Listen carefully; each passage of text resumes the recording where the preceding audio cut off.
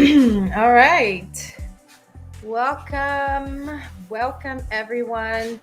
I'm a little early because I was in a good mood. So we're gonna give everybody a few more minutes, okay? In the meantime, if you are watching this or you're joining in, go ahead and let me know where you're calling in from. I have a lot of people calling from the UK's. I mean, calling like it's a call. No, it's like signing into live streaming rather into European market. I have some EMEA folks, Australia, um, and then Latin America, and then obviously North America is one of the most prominent one. So we're gonna give everybody's gonna join in the next maybe 2 to 3 minutes. We're still a little early, so I'll sign on a little early. Drop where you're from in the comments, and then what you're most excited about to learn today. If there's any questions, you can send it to me. Again, drop it in the comments, okay? Ooh, let me see. This is fun.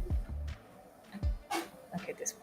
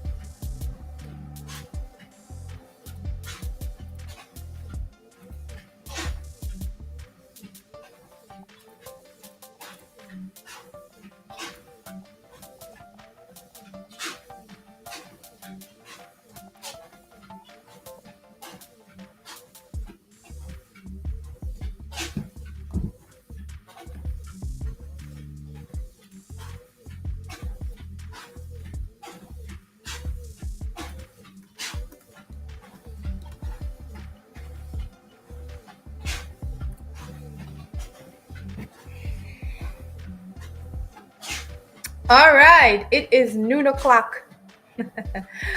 We have some information to cover today. We're going to talk about supply path optimization. So I'm going to give everybody another 2 minutes. Honestly, I have a deck of a few slides, and then we're going to hop into a live example of like how to optimize for site and supply. Okay, and get through this. Trying to update a couple of things here.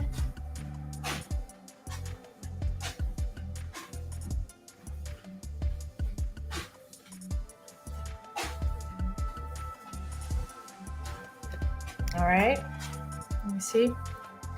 First thing first, let me stop this nice music. Let me make sure things are working on LinkedIn. I might just have to log here because I don't see the comments.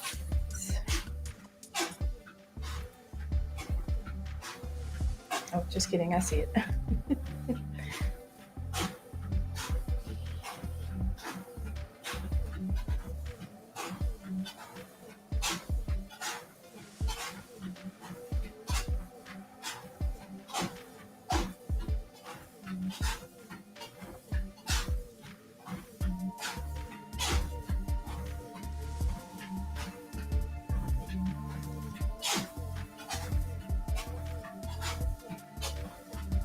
All right, so I see a couple people in the chat. Hi. So I'm gonna follow through, I guess, via my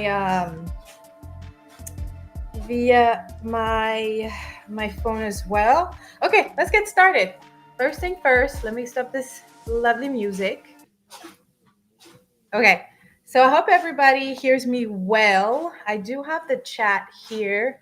I don't see it in Restream. I'm using Restream to stream this on LinkedIn, but the video will be on LinkedIn, and I believe I'll also get a recording of this afterwards. So welcome. We have quite a few things to cover. I have a slide to go ahead and share with y'all. And also I'll have like a live example of how to do it as a trader. This is ideal for anyone that wants to understand how programmatic traders make decisions when it comes to supply partners. Okay.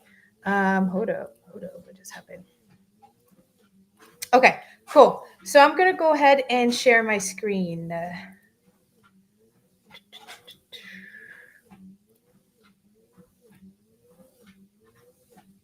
If you're just now joining, welcome, welcome. We're going to go ahead and get started. I'm going to in presenting mode here, and then I'm going to share this. Presenter view. There you go. And then we can get started with this part. Is that it? Okie dokie. Alrighty, righto. Hope everybody's having a fine Thursday. Happy Friday, Junior. First of all, happy Friday, Junior. It's a lovely day here in Raleigh, North Carolina, which is where I'm located. But it's all fake because it looks super sunny, but we're in the 30s, I believe. Oh, 50s. Oops, maybe it is sunny. Maybe it's warmer than I thought, but usually yesterday was really sunny, but really cold. So it was all fake for us. But we're going to talk about supply path optimization. This is a free training. If you are on the sales side, if you are a partner that would love to sponsor future training so that we can bring some of those free training more often, maybe on a weekly basis, monthly basis, twice a month, you name it, contact me. I would love to talk to you and help the people. If not, welcome again. So let's get into it. No? Okay. Oops. My bad, y'all. Okay. So welcome to the Reach and Frequency. This is sponsored today or brought to you by the Reach and Frequency. We're actually celebrating our second year anniversary today. It's been super dope the last 2 years. The first module launched February 22nd, 2022.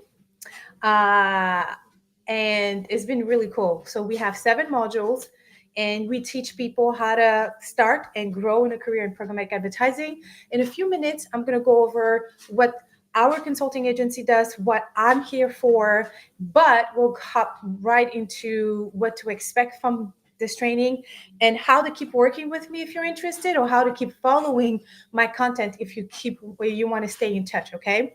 So this is definitely a training for programmatic traders, buyers, anybody in ad ops working with ad servers, AMs as if account managers, account directors, things like that, PMs, project managers, obviously working for programmatic teams, and then any sales. And I actually didn't add here product teams.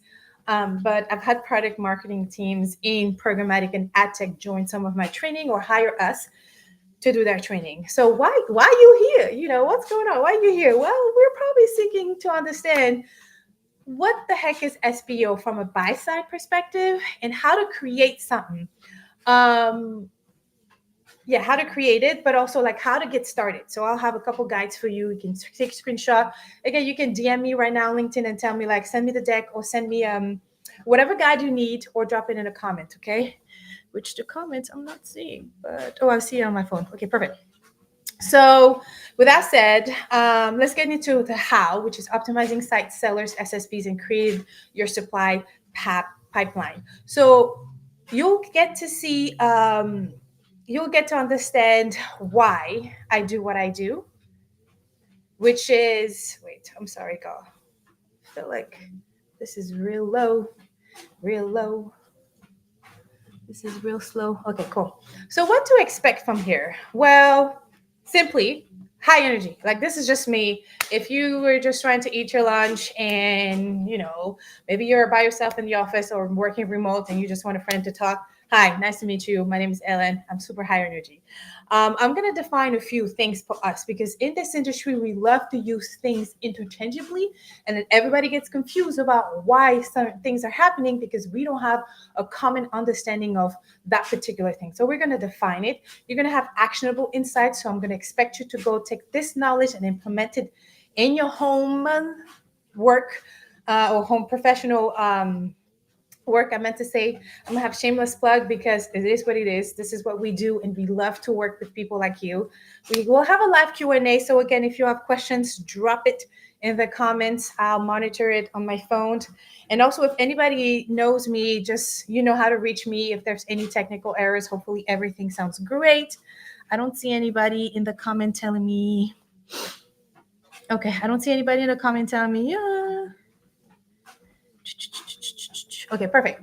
And then some memes and some QR codes, okay? Because why? Because Coinbase actually normalized it a few years ago. So our mission is to teach historically excluded people how to start and grow in a career in programmatic advertising. We do so by providing on-demand lessons, like a dope community, a live group coaching with me. I mean, you name it. We have a podcast that comes out every week.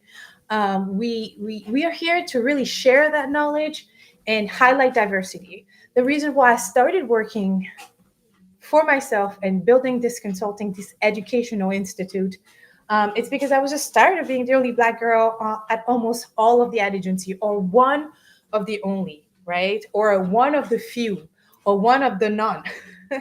So I started working for myself, and I was like, every time I'm going to work with somebody, I'm going to be intentional. But whoever can work with me, they're going to understand that they're empowered, they can be inspired, and they deserve to be here. With that being said, this is what we do. We can train on anything programmatic activation. Think of programmatic trader, maybe. Okay. Think of your programmatic traders. Think of your ad ops team. We work really closely with agency trading desk. We had an agency trading desk last quarter. Right now, we're working with an agency that's very specific to political and streaming and CTV. And so we spend time with y'all for about 2 to 3 months on a weekly basis, and we assess operational concerns, any performance challenges, and then we focus also on like cross communication between the departments. You know, when the AM teams don't always communicate what traders are trying to say. So we help assess this problem, but also we help like increase revenue, because if we're able to nurture our clients and perform for them, then they will want to keep increasing their spends. Okay. And so that's the whole thing. So we have a lot of expertise is different in different platform. And that's why we are going to go over some of those guidelines that I've built over the last couple of years, especially on the case of SPO. So basically what we do is basically this, like we have a 12 weeks plus program. I mean, 12 weeks, what? 12 weeks plus workshops with those ad agencies with the in-house branding. We did work for the in-house branding last summer, and we did something similar, and all of our training are customizable. But again, if you are like, listen, my ad agency is not there yet, introduce them to me. I can tell them I can help them get there. But if you're just an individual really trying to level up with almost no support, I got you. We have a lot of ways for you to get that support. So again, just being here, following me on LinkedIn is a good start. Scan that QR code. You'll have access to other ways to follow me, to get in contact with me, to get some of those free trainings delivered to your inbox. Anyway, so who am I? Who am I? I'm Hélène Parker. The H is silent because my first language is French. I was born and raised in Senegal, which is a small West African countries, and we were colonized by the French. That is why the official language is French. But there's a ton of other dialect or secondary languages. One of them is Wolof, and I speak and understand Wolof. I don't know how to write it. My origins are from Lebanon and Cape Verde, which is a Portuguese island right across outside of Senegal. So if y'all are not familiar with Senegal, Cape Verde, and Lebanon, Google it for me. Look up something, a fun fact, and let me know if you ever want to try our food. We'd love to discuss about how beautiful our cultures is. But that's who I am, and that's why I understand and can speak a few more language than just English and French. I'm a mom, I'm a wife, I'm a sister, I'm a friend. I have over 12 years, pretty sure it's a little bit more at this point, but I have over 12 years in digital advertising. What I mean by that is that I started in programmatic, and then, when you're working for the agency, you got to pivot yourself into different things and wear those multiple hats. I'm thankful for the multiple hats because I did learn a lot. But just so you know, programmatic activation is where I really thrive. And so I went from being a trader, accidentally a trader, into like leading that team, planner, and then moving to another state, leading another team, building up. But in all of my roles, I've always ended up enjoying more the activation, like the training behind the activation. Like, oh, why are we doing this? This is how we do it well. This is how we can build it efficiently. Okay. And I founded the course, which is the reach and frequency. Again, happy anniversary to us. It's 2 years. And then I have the podcast. Okay. So you are here because you're probably feeling several type of this, right? There's a lot going on in this industry, y'all. Like privacy sandbox, and then the IB Tech Lab, excuse me, and then CMA in UK is telling, and then now there is something called MFA, and now there is, things happening at home, and now my toddler is sick, and now I got to take there's a lot going on. So everyone here on this call, I want to commend you. You're doing your best, and I recognize this. This is why I want to also let you know that it's a safe space. So take a breather and affirm this. I deserve to be happy. I'm in control of my day. Okay, at least the things I can control. I deserve to take care of my family. I deserve to be and thrive in an environment of success. This is one of them. So, congrats for even showing up or rewatching. I'm worthy and capable to achieve the success coming my way, whether it's professionally or personally. I deserve to be paid well to live the life I want, and I'm giving back to those around me. So, my one of the first assignment of this presentation is that whatever you learned today, share about it. Yes, it's going to help my business if you talk about how well or what you liked or didn't even like during the presentation. Yes, but ultimately, my goal is to be contagious about how we share knowledge. Okay. So if you learn one thing today, teach somebody else, whether it's again on socials or just in your Slack channel or just in an email to your boss or to your team. Okay. So let's get into it. All right. So far, so good. Everybody's good. Let me check the comments and I'm going to get a sip of water. Mm-hmm. Mm-hmm.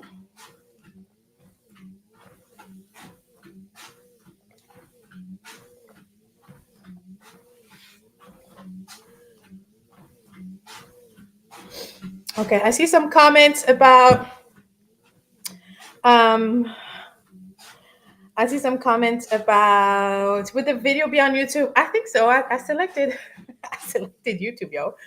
Hey from New York, hey from Raleigh, hey from California, hey from New York. I just said that, sorry.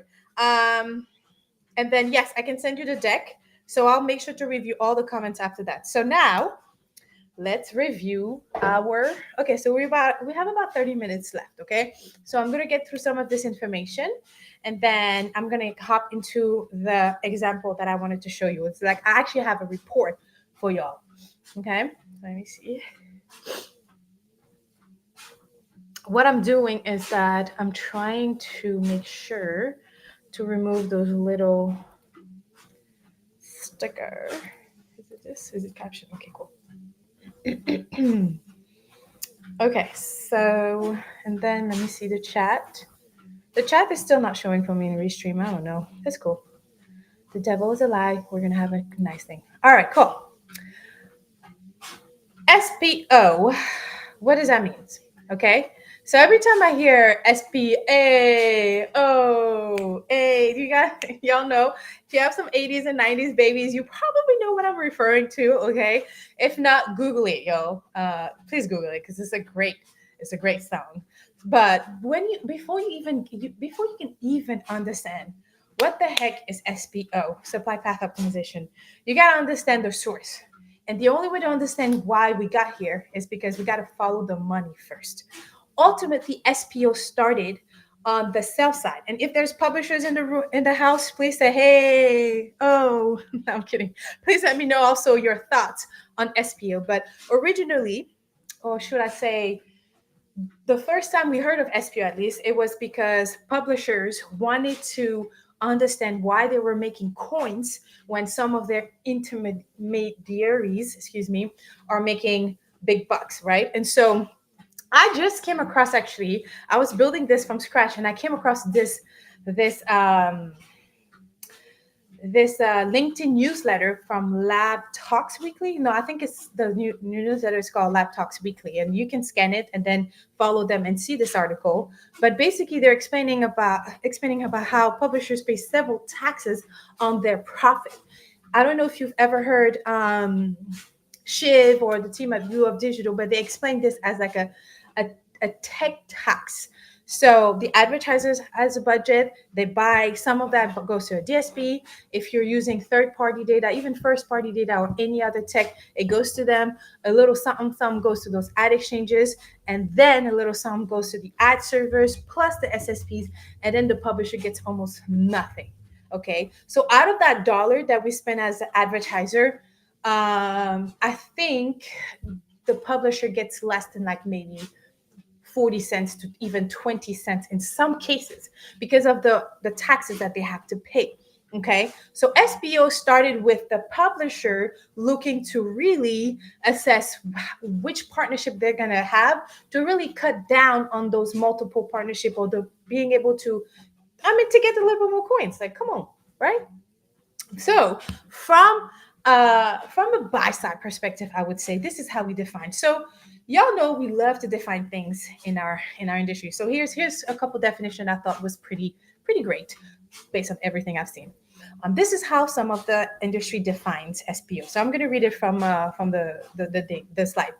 SPO is a means of identifying the most efficient supply path from the buyer, the DSP or agency trading desk, to their most valuable exclusive inventory, depending on the specific advertisers or campaign's objective. That's a mouthful, right? So that was a definition from GeoEdge. Here's another one from the Nativo, and I thought it's a little bit more simplified. SPO is about simplifying the supply chain between advertisers and publishers by cutting out unneeded intermediaries and reducing redundancies. Redundant. Anyway, I speak a few language, guys. Give me a break, okay? But you get what I'm saying. So I thought those two were really great, and this is pulled directly copy pasted from their website, okay? But here's the thing. I believe that if you are not able to explain it to a 4 or 5-year-old, you don't understand it well enough. So I asked ChatGPT to help me out. So this is the definition that ChatGPT helped me. Meet my coworker. The reason why we are doing what we're doing every day, her and her brother now. Jade. She is a really important coworker, a partner in this at least consulting business that I have. And so I told Jade, I was like, so Jade, imagine if you have a toy. You want to give it to your friend Edith from school. Supply path optimization is like finding the fastest and best way to give the toy to your friend Edith. Okay. Instead of going through many people, so like give it to my mom, to me, her mom, to give it to her dad, to give it to Edith's dad, to give it to the teacher. It's like picking the fastest route to make sure your friend is happy and you don't waste time. So we use special tools, okay, to help us decide the best way. Just like how you choose the best way to share your toys, we choose the best way to share ads to everyone, so everyone is happy. And so I want to highlight a point that is we use special tools. So creating an SPO pipeline is creating that toolbox. Okay, so hang tight on that analogy because we'll cover it a little bit more during our practice example here. So I told to Jade, but she won't about that. She's remained diplomatic and polite and kept a smile. But she was like, okay, and went on to whatever, right? But you understand the concept of ads because she watches YouTube, okay? So that's that. So we got to simplify SPO. So again, it's finding that fastest way to get there more at the most cost efficient, and that includes all of those multiple people in the middle. Because going back to again that first image, which is this one, like how do we make sure that we kind of divide and conquer, right? I mean, not, I'm sorry, not divide and conquer, but remove, rather, that's the proper word. So let's get back into it.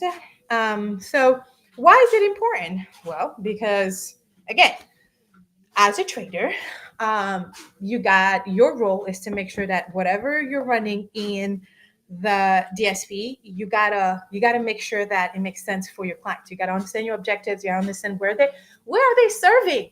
Okay, not to shame Meta, but one of the reasons why I'm so against the audience network in Meta is because we don't know what's going on. We don't know. You don't know. And that's scary AF, excuse my French, okay? So we're not going to be like this because in programmatic, the platform we use gives us some level of transparency. I don't care if you're using the Trade Desk, Stack It Up, since they're in the house, hello. Um, DV360, Adelphic, AdLib. I don't care who you're using. You should have a certain level of transparency, and that means, and I'm going to show you what transparency look like in those reports. So streamlining the path from advertisers to publisher, okay? Eliminating unnecessary middlemen, like cutting the middlemen's. There's a lot of those middlemen's right now, but not cutting them out just cause, but making sure that it makes sense too. Because obviously, in some instances, we still need SSPs, we need ad exchanges, and things like that. So making sense of what you have in front of you. Choose the most direct and cost-effective route, okay, for many reasons, for viewability reasons, for brand safety reasons, for brand suitability reasons, okay? And then you got to be intentional about your partnership, okay? Because of diversity, equity, inclusion, representation, period. Very often, may I just remind you, just a few months ago, Rob Beeler and the Beeler Tech team wrote a blog about it, about how, from a publisher perspective, they are written out already because some keywords are being blocked at the DSP level. Okay. And so what does that mean? It means that if you have a universal block list that your DSP is asking you to add, good, trust but verified. There has been instances where, shout out to Aisha White, she was on the podcast not too long ago, fairly recently. If you type Programmatic Digest podcast interview with Aisha White, she was talking about diversity in our and how we do things as a trader, as a buyer. And she even shared that sometimes she'll review those universal lists and see words that were excluded, such as black. I'm black. I represent black people. Black, queer, news, Palestine. Like, first of all, that's not okay. So that's one of that's another reason why you need to take care of this sooner rather than later. Okay, so when I say you need to take care of it, I'm talking about SPO. SPO aims to cut cost, reduce delays or latency, and improve campaign performance by selecting the most efficient path to a dynamic programmatic ecosystem. Okay, that was just me fluffing it in a little bit. Joining the sustainability movement to a cleaner programmatic industry. Yes, the less bids in the ecosystem, the more sustainable. Basically, what do I mean by that? So take a look at this example. I'm not seeing any questions, but feel free to send any question if you need to, okay? Let me make sure, because again, it's just telling me. Okay, cool. This is a report pulled from, I believe this one is the Trade Desk. Yes. And so the sites are highlighted in blue, right? So for instance, the example I have my Fitness Pal, I have Spotify, I have lightnovelpub.com. And so you see that all those SSPs, that means that this site has multiple partnership with those SSPs, okay? And that means that you can buy MyFitnessPal via Magnite, but also OpenX, but also Yahoo Exchange. That's a lot. Every time somebody that wants to, let's say an audience is log into myfitnesspal.com, whether it's the app or the website, the bid goes 4 times for the example that you have in front of it. So wait, 1, 2, 3, 4. Yeah. So the bid goes 4 times, and each of those times, whether you win or not, is still a bid. So that's where, when you hear like a cleanness path, supply path, where you hear Scope 3 or Good Apple talk about, sustainable programmatic, that is, how do we reduce the amount of time a bid has to go through for that one website, but for that one audience, right? But y'all, don't be mad at those websites. Don't be mad at myfitnesspal.com. They are just trying to monetize in every way they can because of those tech tax. Going back again to that black um, example, their hands are tied. They're trying to monetize their website. If I'm getting 20 cents off of every deals, I need a lot of deals. I need a lot of bids to go out. And so that's how all of this duplication in the auction happens, or in the partnership happens from the publisher side. And so what you want to understand is, oh, biscuit, of course this is not working. Oh, I'm sorry, guys. So let me see if the next one is working. Oh, biscuit is not working. Okay. So these, I actually am very sad because I took a screenshot of a Colossus SSP to give y'all an example. So when you talk about SPO, you got to understand the triple S. The first one is the SSP. So in this image that is not showing, I apologize. In the PowerPoint that you request, it will. But in this image, it was the Colossal logo that's not showing again. So the SSP represents the Colossal. So the Colossal works with a seller. And this example here that I had used is She Media. She Media is a seller. Okay. And then the site was a screenshot of all of She Media's sites or partners that they have, including Motherly, including a bunch of them. So what's the difference? Why do we need to understand is that when you are building or creating that toolbox of supply partners, you need to understand which SSPs to reach out to for what, which sellers to go to directly, or which site you want included and which site you don't want included for. Okay, so that's the biggest thing. So a seller is the entity. So She Media owns several sites, owns or partners with those sites to help them monetize. And then She Media works with a few SSPs, which one of them is Colossus SSP, which is one of the only minority SSP that we have, at least in the North America. Okay, so understanding the triple S, which is again SSP, seller, and site, is really important because it's all connected. The site represents the digital space where the ads are displayed. The seller utilizes the SSP to efficiently manage the sale of that inventory. And then the SSP acts as a bridge between the DSP, the buy side, and then the sell side. That's just a quick review. So what does it look like when you see, again, this is I'm pretty sure this is still the 3DS, but most DSPs should be able to give you the site, the corresponding seller, and then the corresponding supplier. Okay, so like News Corp only has, for instance, News Corp may have more, but in our instances, we only bid on Wall Street Journal, WSJ, BBC. Okay, and so why is it important again? It's because you want to be able to reach out to these people directly. Like if She Media is referring 30% of the conversions within their site, like you want to reach out to She Media and be like, yo, She Media, you're doing great. How can we expand this? If let's say OpenX, which is an SSP, is a referring site from the seller, I think Raptive, and within those Raptive, you have maybe 40% of those sites that are not performing well from a conversion standpoint, from a campaign performance standpoint.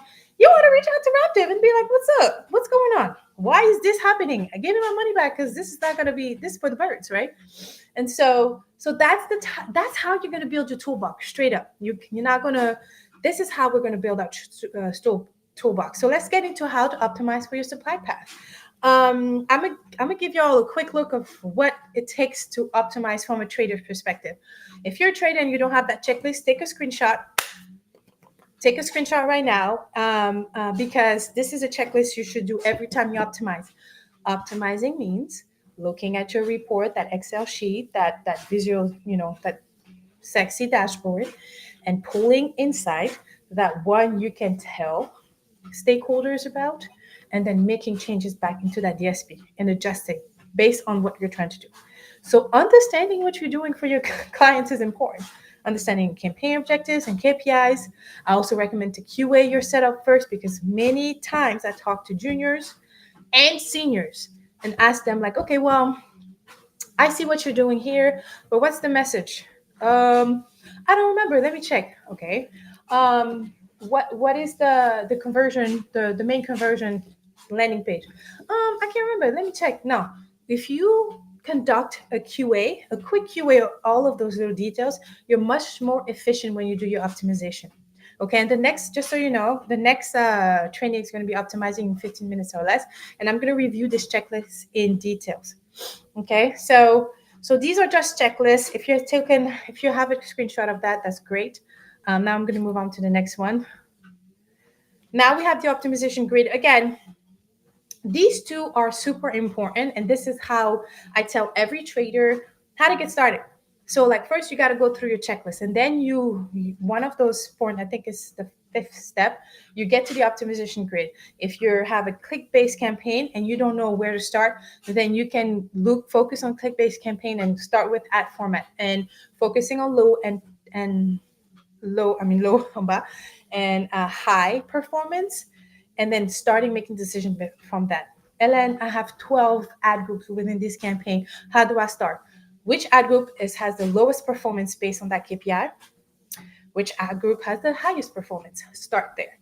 Why the highest, even though it's doing great? Because you don't want to change what's not broken. Because I want to understand why it's doing so great. Maybe I need to implement whatever I have in the highest highest performing ad group into the lowest performing ad group. Okay, so that's that. And then I also introduced a concept called probation that we won't have time to look into today, but I'm happy to do it on the next one, on the optimization one, which is again as soon as a sponsor steps up. So who needs help building the supply toolbox? Let me know if you need help building the supply toolbox. We have about 10 minutes left of the presentation, by the way. It's not a lot left. So let me know if you need help while I sip a little bit of my water. This is also a good take a minute to go ahead and hydrate.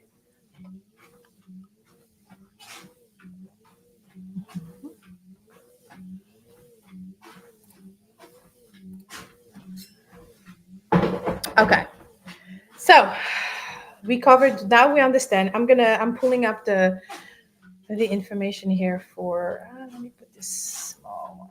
How am I going to do this so y'all don't see my whole entire life? Okay, well, I need both of these. Okay, cool. Okay, so I'm just going to do this. Okay, so I'm about to share my screen right now. But I think it's important to recap. SPO is supply path optimization, yes, but what does it mean? It means how do we find the fastest way to do what we're supposed to do at the most efficient. Right now, we're going through several stops before getting where we're supposed to get. It's not sustainable. It's not good for our planet. And then sometimes it can be costly. We've created this industry that way.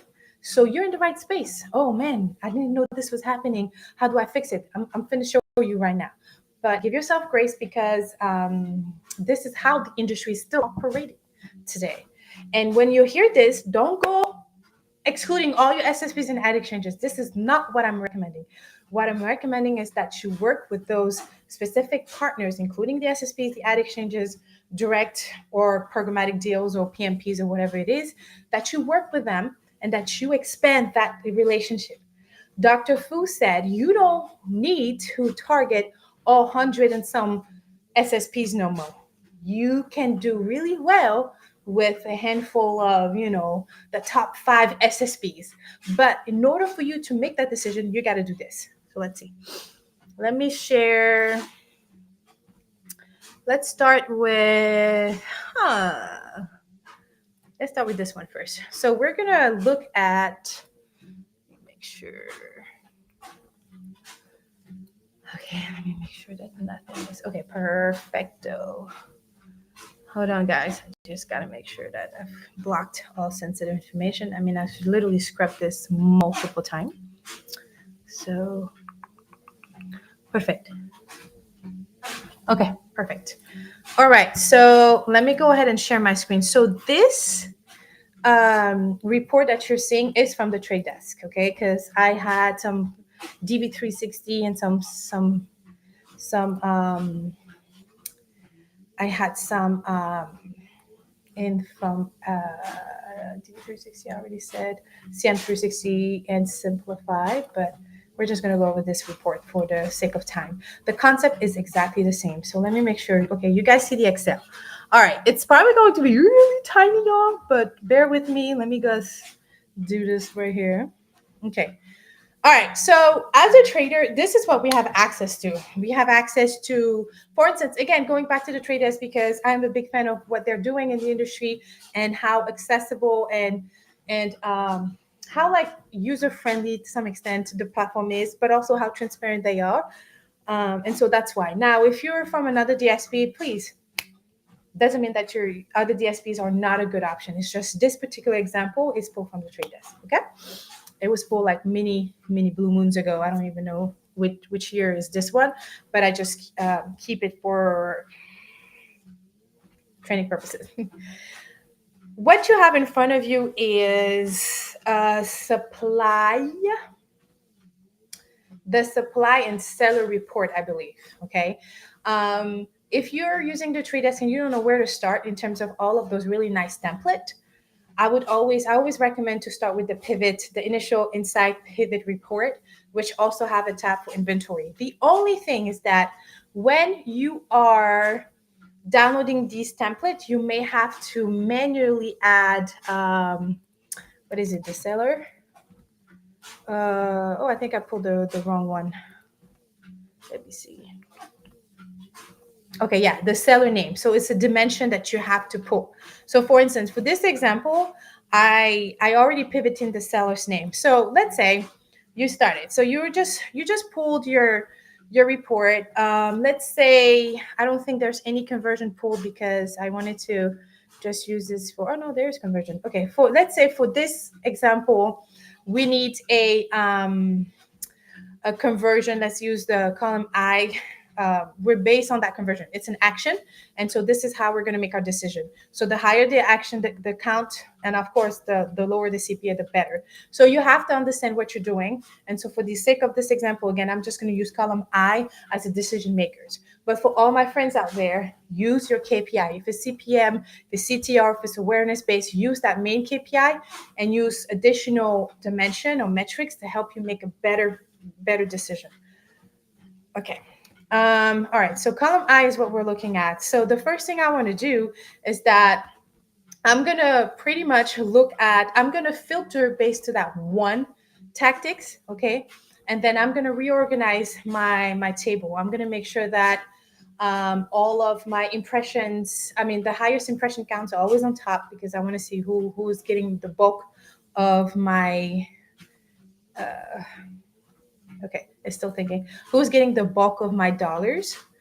And so that's going to be by, oops, descending.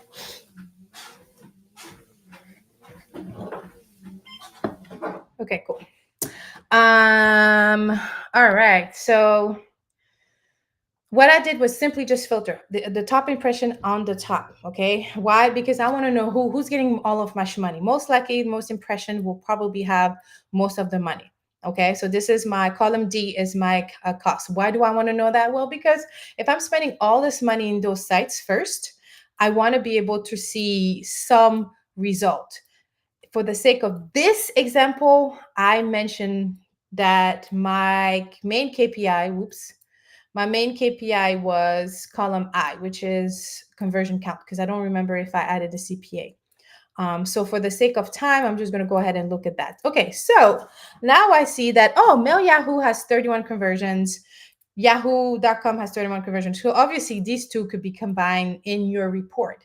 And what I mean by that is that when you're writing your report and you want to step away from saying, my average CPM is this, blah, blah, blah. No, you can just slap a table and show it. But the type of insight that you're pulling here, as I'm showing you too, would be looking for trends based on your results. So for instance, I see that yahoo.com is working really well. It has I mean, the bulk of the conversion, the bulk of the cost, I mean, the spend, and then it has a great awareness. So obviously, yahoo.com is great. So what am I going to do? I'm going to go ahead and highlight it in green as soon as my computer will catch up. Okay, once I highlight in green, I continue. So eBay's Nest, Microsoft Casual Games.com, Fox News, MSN, Mail, Yahoo, TheSun.com, Weather.com. Okay, let me just stop there. That was top 10, approximately like the first 10 to 15 sites. What's the trend? What's the trend? News related. It's news related. My audience, which is a D2C audience, direct to consumer audience, so it's like e-commerce brand. My audience is reading news. That's it. That's the plainest insight you can already pull without even digging too much. Okay, so that's what I'm going to write down in my note taking. I'm going to be like, oh, it looks like news like content has the highest conversion count. And then don't put conversion. I always tell my students, like, if I see the word conversion, it's like you haven't written that. Like, you have to spell it out. So if the conversion here is like, for the example of e-commerce, let's say it's a purchase of a baby product or the latest baby product, or like the Mother's Day, let's say Mother's Day is coming in May, like Mother's Day product, a special bundle, then you'll say our audience. Okay, and you have to name the audience, but the audience that is performing the highest and purchasing most of our Mother's Day bundle are most likely reading news like content. You know what I'm saying? Like, that's how you build it up. So you can start with a template and say this audience converting highest on news like, and then replace those keywords, and that's how you build an insight. By the way, okay, that's really short, quick way to start building substantial insight for your reports. Okay, so now I see that, and then I'm going to keep looking. So I'm looking down. It's like Realtor Yahoo again, New York Post, excuse me, SI.com. I'm not too sure about, but at this point, this is what I'm going to do. So I know that these have the highest conversion count. I mean, have the highest impression. Okay, so with the highest impression, I'm gonna just bold it up for me, and you'll understand why. You'll understand why in a second. Now I'm gonna use my filter, and then I'm gonna adjust it back to the conversion, because that's my KPI. And so all of these are, performing fairly well. So I'm gonna stop at 4, let's say, and then I'm gonna highlight these. Oops, let me see time. Okay, we're almost done here. Honestly, it's going to be quick after I go through this first thing. So I'm going to highlight it in light green.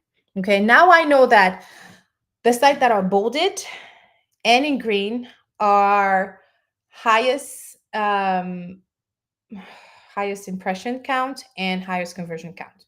Okay, now I'm going to highlight the ones that have and the last thing I'm going to do is the cost. So let's recap really quick. I started with the impression. Why? I wanted to see, like, okay, where's the awareness? Where are my people spending time? Where is the impression winning? Like, how the auction doing? How competitive we are. Okay. And then I looked at my KPI, which is the conversion. If the KPI CTR, look at the CTR column first. So right now we're looking at the KPI, which is the good conversion. And then the third thing to help you make decision really quickly, at least, is the cost. How much am I spending on all these people, all of that? So anything below $20, I'm just gonna remove it. But I'm now gonna change the font color to this color.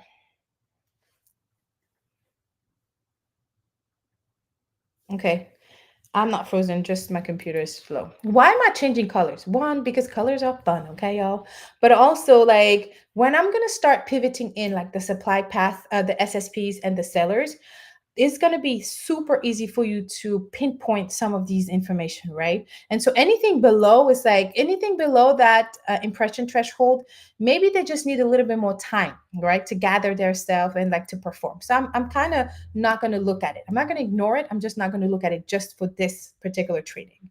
So anything in orange or my top of the top, that means my highest impression count, highest conversion count, which is my KPI, and the most dollars is being spent in that. Now, what I would have recommended is adding the CPA and seeing cost per, but you can calculate that on your own. And if you have a high CPA, that's how you make decision based on that. So now that I know these and I've, colored and beautified my data, what I'm gonna do is that I'm gonna pop in was it seller name?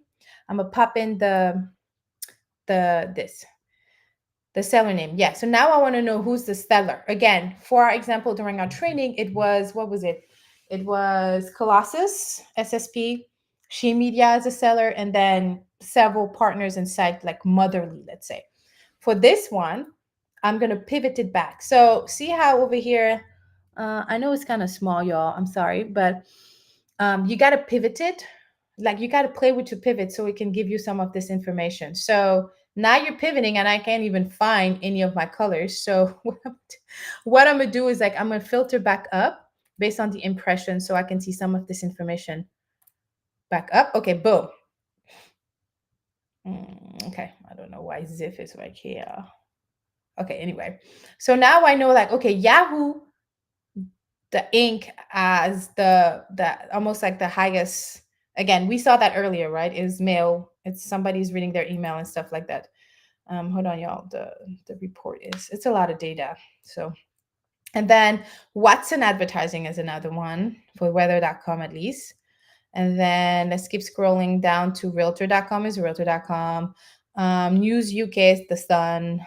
Microsoft Private Marketplaces, MSN, Microsoft MSN. So you could even combine these, I feel like. I don't know why they're separated. Maybe it's a different deal, et cetera, et cetera. So Fox, eBay, dash for people.com. So yeah, so you can look at all of these and say like, okay, some of these sellers are really great. So now I'm a step it up one more, and then I'm gonna drop the supply vendor right on the here, I think. Let me see, where are my colors? See why color, like putting some colors onto this is so important. Now I see that my mail Yahoo, okay, wait, let me see. What's the easiest way? Yeah. Now I know that the SSP that's performing really well for me, if I just flip it around, is Index Exchange for Yahoo, for this Yahoo at least. Google for eBay, but it's only 113 impression on this one. Dot dash is not the SSP actually. Dot dash is the seller. So Criteo is Commerce Grid is the SSP in this case, I believe. So this is how you wanna. Oh wait, let me go back to the first example I gave because now I don't know if I was looking at the right thing. All right. So the whole point, while my sheet is just like catching up with us, the whole point of you doing this is like you got to pull these additional things. So again, I made sure that I pulled the last 30. Okay. I also made sure to pull supply vendor as a dimension, seller name as a dimension, and site. Now, let's say you're using a lot of private deals, pull the private deal. Okay, so like for the trade desk, there's one only for private deal here. Pull the private deal and add those pivoted here and there. Play around because you want to be able to like make those decisions. So what's the whole point? How do you create your toolbox, you ask? Well, it's just like that. Okay, let's just say these were millions and millions, even if it's no millions, if it's like just these few dollars, it's still dollars spent. It's up to you. It's up to you to reach out to, where is my Yahoo? Because Yahoo was the top performing one, right? To reach out to Magnite DB Plus, right, which is Magnite, and to say, yo, the majority of my conversions for this particular brand is performing really well. What can you suggest?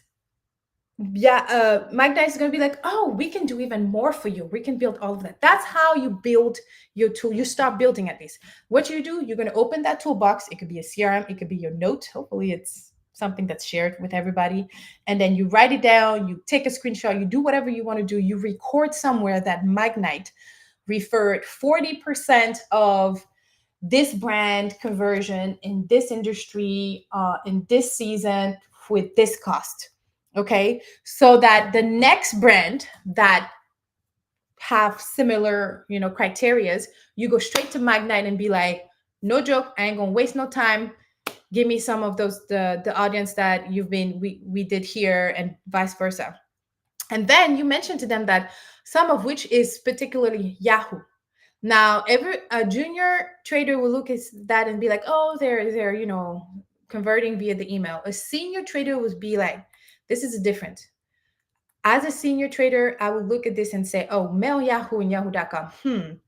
This audience is probably indexing really high with their newsletter content, or let's say with their email content, right? So like they're reading their emails at any time of the day, and they're indexing high, which means they're converting high, they're interacting high, they're engaging with that.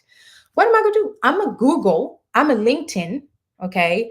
A partner, a programmatic partner that is specific to email, in newsletter, um, buying or serving, whatever it is. And then I'm going to get on a call with them. And then I'm going to add these people to my toolbox. That's how it is. Right now, you're thinking that's very manual. Yes, it is. Unfortunately, it is. But you got to get started. If you, every time you optimize as a trader, which hopefully it is daily at least, if you remember one of these partners and add it to your toolbox, by the end of that month, you'll probably have a handful of 20. And some of those partners will be the same.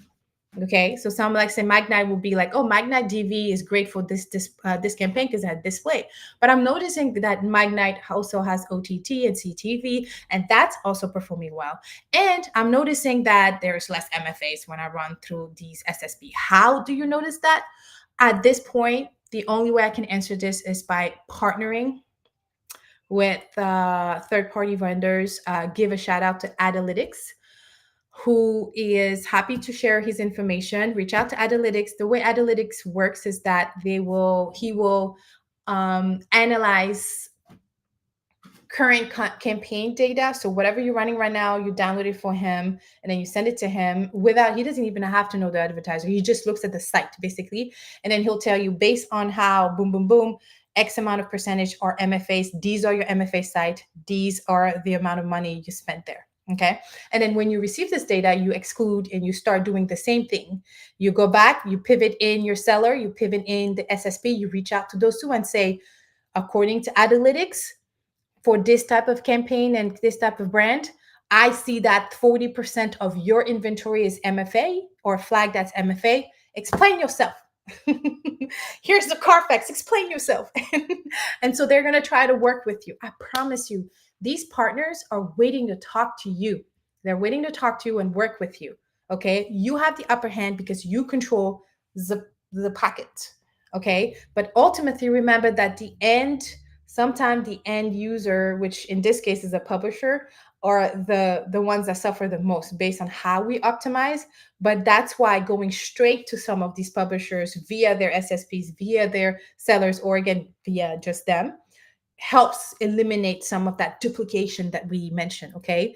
And so that's what it is. Okay. So I mentioned Adalytics. I do want to give a shout out to Jones Media, who also does that. So if you are asking like, yo, what is the difference between like Jones Media and Adalytics? So both are absolutely needed for what we do in our industry. Why am I saying this? Is because Jones Media is already doing this before you even start bidding on these sellers, these sites. So what Jones Media does is that they have, I'm really going to dumb it down because what they do is really amazing. But if I had to explain it to my 5-year-old self, I would be like, they're basically just going through everything that's happening in the ecosystem, all the suppliers out there, anything that touches supply, and helping brands and advertisers decide which one is premium for real, which one is MFA. And so they are able to give you that content. So really reach out to Jones Media, Chris Kane. And then also if you want to reach out to Adalytics, his name is Christoph. He's Polish, so the name is written differently, but I'm happy to send all of that to y'all. If you scan this training sample, actually QR code, I can include the training samples that I showed at the beginning and this PowerPoint. So scan if you need to access the PowerPoint so I can keep track of all the demands. And then I'll make sure to add like a note about analytics and then Jones Media. And no, they're not, they ain't really sponsoring this. I just have worked with them and I really believe that what they're doing out there is really great. And so that's why I'm sharing their information. Okay. So we are almost at time. This is pretty much it. I do want to point out that this training can be done with your clients. Like I have several, like this is what we do. We work with agency trading desk, in-house teams that are trying to build their own supply and understanding how to do it efficiently. And then I'll literally work with our team. Obviously, we sign all the NDAs in the world because the difference with our training is that it's hands-on keyboard. What does that mean? It means like because I know how these DSP works, SSPs work, and I know them.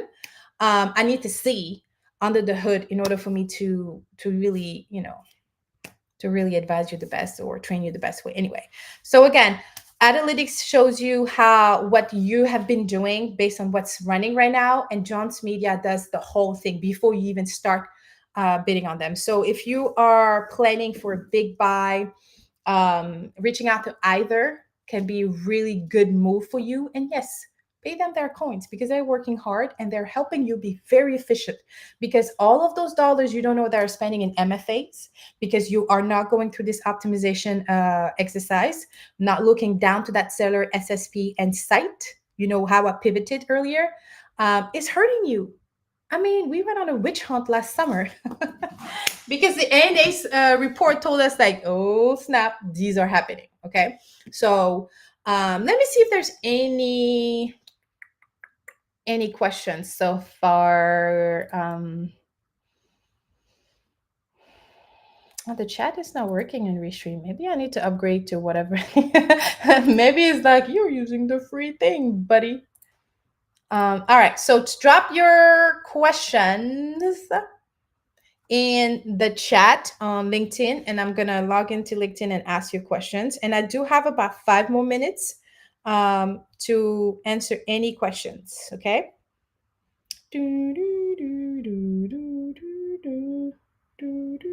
Okay, so Anna said Smarty ads can do wonders too. Hello, Hannah. So there's Anna and Hannah, excuse me. What's the campaign goal there? Okay, so for the particular one, I just gave an example. It was just an example. So for this example, it was D2C. We were pushing for a Mother's Day promotion kit. And then the KPI was campaign, the conversion goal. I mean, the conversion count, the highest conversion count, Anna, if that makes sense.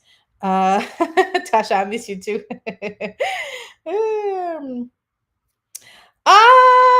So I see a question like, can seller be called an ad network? I don't know if a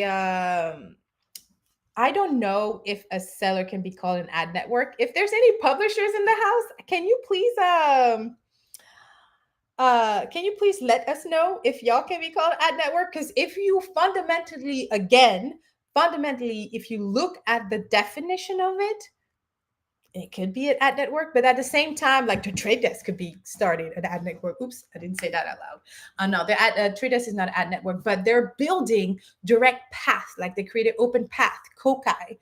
Now there's this SP 500 plus, which sounded like did anybody thought it was like a stock exchange thing at first when we heard SPF 500? Anyway, so I don't think, Abhijit, I don't think that the sellers is an ad network. I just think that there are partners that have, that originally those partners like She Media didn't start She Media because of programmatic. They started because of content purposes, like marketing, helping these underserved, it's called underserved media, like site and apps, really get monetized, but also like increase traffic. So like She Media did not start just to be a seller for programmatic industry. They have a bigger purpose. It's just programmatic is on top of that. Okay. So no, they're not an ad network. Is usually your recommendation of, I can't remember, that was 23 minutes ago. So maybe we're talking about if you're reaching out to 5 supply. Honestly, you will be able to decide the sweet number, but if you don't start getting at least 1 or 2 or 3 or 5 in your toolbox, you won't get that sweet number. And not all partners are supposed to work well everywhere, and not all SSPs or sites can perform or don't perform everywhere. You know what I mean? So you got to get started. And for my friends that are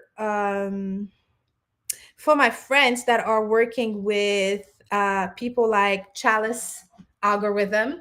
Chalice can automate a lot of that. Chalice actually can help. It's not only performance based, but they can help provide some of this information, like where did all these first touch cost efficient signals happen.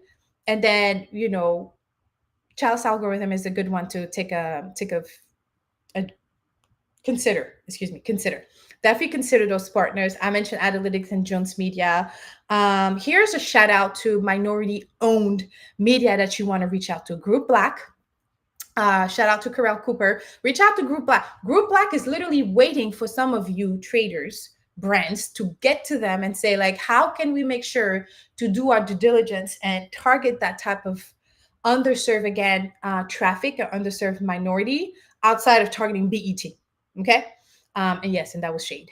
But Black Enterprises, Blevity, again, all of those sellers did not start for programmatic, but now we can reach out to some of them via direct or private marketplaces. Some of them even are on the open exchange. You'll have to ask those questions. So I mentioned Group Black. I mentioned Black Enterprises, Blevity. Shout out to Bomisi, which I had Christopher Johnson, one of their co-founder, on the podcast last month, which is December. And we'll have Ronisha very soon too, which is the other co-founder, and she's phenomenal. She Media is a good one to start with, but there's like, for instance, I am Black, and I identify as a Black person, so I'm very, very, very much focused on Black and minority owned media and how to reach out to it. And that's why I'm throwing them out. But I may have missed a queer focused one. I may have missed a Asian focused one, a Latino focused one. It's up to you to do your due diligence. Latino, Latinas, or Latinx, Hispanic. I would reach out to Canela Media, which is also which is also offers streaming, right? So all of these is like, let's start bridging some of this relationship, y'all. Like, they're waiting for us to reach out. Okay. All right. So we're on time. Okay. So let me just review real quick. Oh, whoa. There's 21 comments here. Let me make sense that. So what's the Kimpo goal? Okay. Anna just answered that. Thank you, Hannah, for being here for Mary Joy. Tasha. Abhijit, the answer, Tasha, about the 5 usual record. Yeah, bring your receipts. First of all, when one of those partners reach out to you, tell them to show them the receipt. Like, a salesperson is going to reach out to you. Be kind to them, because like, that's their job, and salespeople are educators as well. So be kind to my peoples, but also, like, remember that it is super important to ask the questions such as, like, yo, what are you doing? How are you gathering this? What is in front of that, right? And so if I go back to my deck really quick, let me see if I was done. Actually, I think I was done. Was I not done? There it is. Okay, can somebody help me? All right, so that was the live example we just did. Okay, yeah, there you go. So you do have the QR code to request, but if you want to get on a call directly with me, y'all, just scan this as well, because then you can talk to me, and then I can give you a little bit more in terms of, like, my recommendation. Again, if you scan the first QR, which is the training sample QR, I'll send you the deck, or if you just book the call too, I can send you the deck. I work. So we have quite a few people that work for DSPs, ad tech, and all that stuff. So, okay. So I don't see any more questions. Let me find YouTube here to make sure that everything is well. Well, thank you so much. This was great. Again, we do a lot of these trainings for our partners. If you want to become a partner, whether it's hiring us to do more of these workshops internally, another thing that I didn't even get a chance to get to is that giving you a good update on how the industry shifting, like cookieless future or CTV is shifting our child is shifting everything, but it's not impossible. But like no matter what, whether we all have cookies or IDs or whatever it is out there in these streets, you still got to start building these toolbox. And here's the last thing I'll leave you with, okay? Like my word of wisdom, I guess, is that you are seeing tech companies, ad tech companies, SSPs, you're seeing brands cut out that middleman and going straight into it. We're even seeing SSPs. I just read an SSP yesterday. Which one was that? Um, I can't remember, but an SSP creating something direct so that they will go directly to brands and not have to go via the DSP. So at this point, just start by servicing your client. Based on the clients you're servicing, based on the KPI objectives, all that, but all the above, look at where you're spending. Follow the money, okay? And if there are questions, reach out to those people. And if you don't have, I'm happy to make referrals. I know quite a few of these partners. I've love to work with them, love to hate and work with them again. But also, please remember to always, show them the receipt. Like, show me your receipts, and then tell them this is not working. We got to be working. We don't have points to waste like that. Okay. All right. Go be great. Thank you so much. Grace over guilt. It's a lot going on out there. Take a breather. I commend you for bidding on yourself and just joining a LinkedIn Live on a Thursday during lunch. Go walk around, do some jumping jacks, hug a pet, sing to a plant, do whatever you need to just get those juices back and flowing inside of you. And then I'm here if you need anything. All right, cool. All right, cool. Holla. That's the weirdest ending ever.